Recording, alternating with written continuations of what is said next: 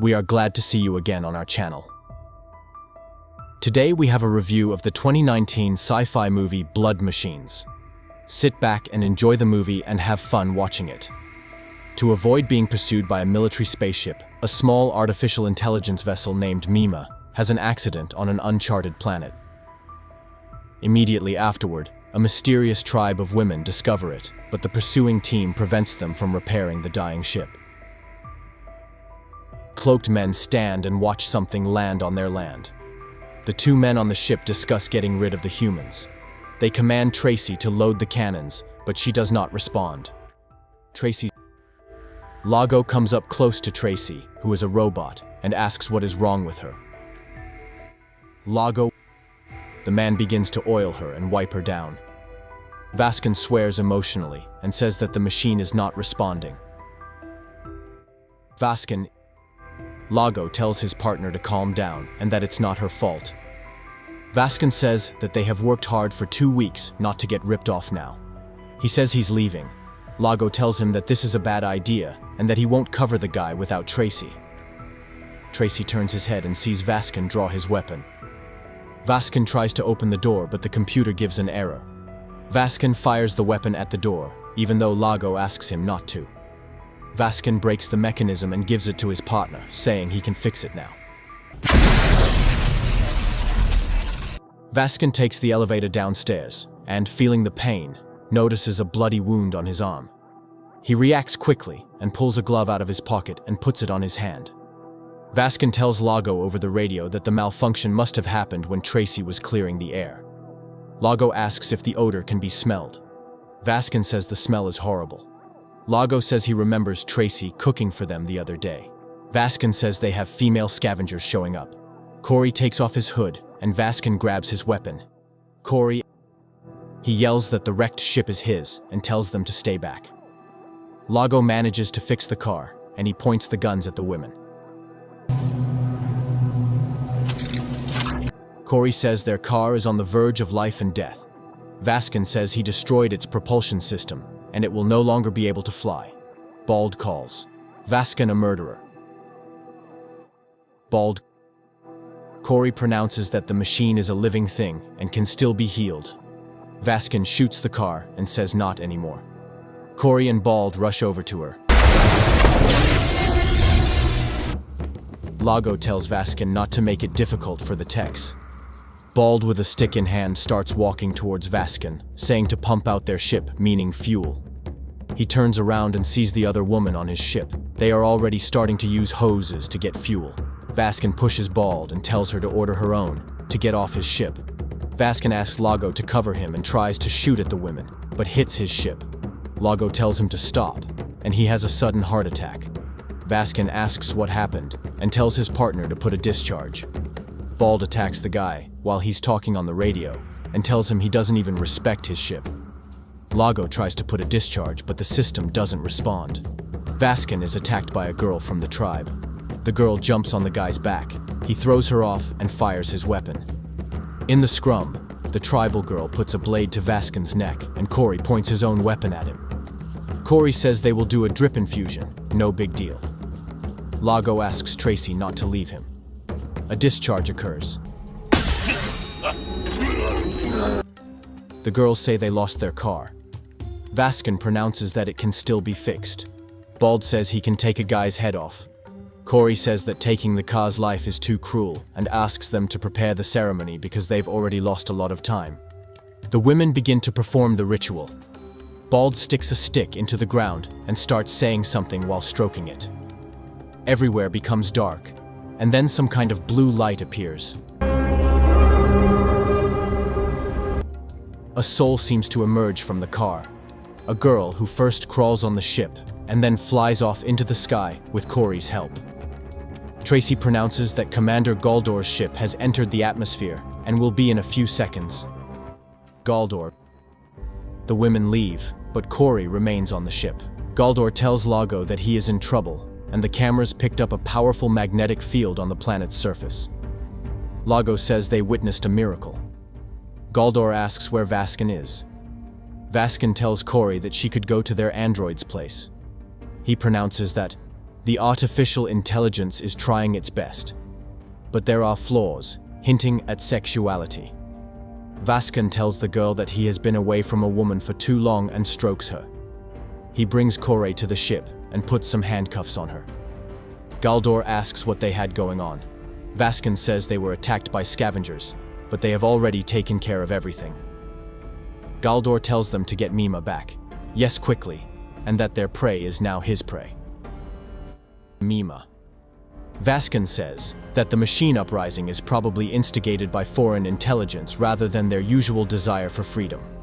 He pronounces that they can learn more about the machines and that he and Lago have a lead that they will pursue soon. Galdor again says to bring Mima back or the boys will be in trouble. The ship takes off following Mima into space. Lago is treating Kore's wound on his face. Tracy says they are entering the same force field as they did on Opus 7. They fly up as if they are approaching a huge graveyard junkyard of cars. Lago says he hasn't seen so many wrecks yet and assumes they have souls too. He says that at his age, one tends to believe such things. The ship comes up against something that holds the rest of the wreckage in orbit. Vaskan says that the thing clearly has a mind. Tracy says that he will try a soft landing, but asks them not to accelerate too much. The ship lands. Vaskan takes Kore, and they go down. The guy himself puts on a mask, but Kore says to take it off to check the air on the planet. Vaskan vomits, and Tracy says it's his normal reaction, and she didn't warn the guy because she needed to confirm a hypothesis. Vaskan and Kore find Mima. Kore starts laughing and the guy pushes her to the floor. A fiery pattern appears on the floor. The connection to Lago is cut off. Vaskan tries to walk out the door but finds himself back in the room. It's like he's walking in circles. He points a gun at Kore and asks who is in charge. He threatens the girl and tells her to answer, or else he will shoot. Kore gets up and starts walking towards the guy. Vaskan pulls the trigger but the gun does not fire. Head Tracy. Kore says that Vaskan pronounced that it's been a long time since he's been with a live woman and that maybe he's already forgotten how to treat her. Vaskan puts the gun away and punches Kore in the face. The girl says to be gentle with her and calls the guy captain. Vaskan takes the girl by the neck. Kore says that's not the way to treat her. Mima approaches the guy from behind and starts stroking him. Kore kisses Vaskan but he pushes her away. Kore kneels down and starts stroking Vaskan's weapon, looking the guy in the eye and flirting with him. Then the girl picks up the weapon and shoots it at Vaskan, shooting a green beam through his body. Lago sees on the scoreboard that the Vaskan is in critical condition. Lago says that he is a mechanic and goes to exit the ship. He asks Tracy to open the elevator, but the machine shuts down the entire system and it goes dark. Lago says that she has left him no choice and picks up an axe. Tracy pronounces that the man never raised a hand on her. Lago tells her to unlock the system immediately. Tracy advises the man to stay here for his own good. Lago asks if the car's system is damaged. Tracy says it is not, and that she has never felt so good. Lago starts hitting the system with an axe. The car is shaking. I've never felt better. Really? Kore strokes Mima and lifts her arms. Lago walks over to Tracy and opens something in it. Kore inserts his hands into Vaskan's body and pulls out his guts. Tracy tells Lago that he is wasting his time and tells him to stop. Kore starts drinking the guy's blood from his organs. Tracy says that this way, Lago will not save his partner. Lago pronounces that at least this way, he didn't die in vain. Tracy says that Vaskan is inside the Mima. Vaskan takes the elevator up to the ship and walks into the salon. Tracy says it is good to see him again and calls him captain. Vaskan approaches Lago and the man sees a hole in his partner's stomach. Lago gets scared and his heart starts to ache. The man slumps to the floor and takes his life. Vaskan just stands there and watches the man get sick. Vaskan contacts Galdor via video link. The man says the guy must have come with good news. Vaskan says that Lago is dead. He pronounces that they tracked the creature to a junkyard in a coal pit. It's controlling cars with some new technology. Vaskan says he tried to pull it out, but the fields are too strong for Tracy, so Galdor's ship is needed. Galdor says it's impossible because it needs approval from the general staff. Vaskan says there's no time for that, because if the creature escapes, there's no way to track it. While they are communicating, Tracy will transmit the coordinates. Galdor notices that the guy is acting strange. He asks how he knows the creature hasn't taken over Vaskan's consciousness. Vaskan says that his consciousness was taken over, but he escaped.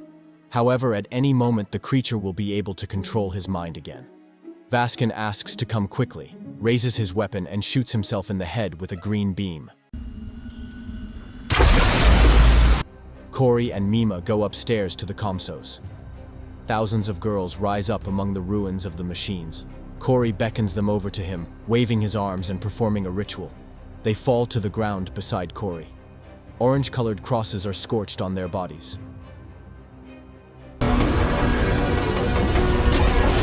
Galdor tells Tracy to be on guard, and that they need her help in the attack.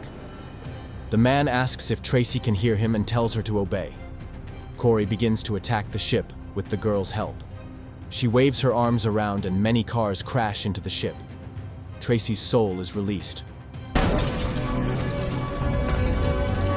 The girl approaches Lago and becomes possessed by him.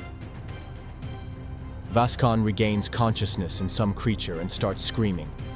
He is inside a huge creature girl in the middle of the universe.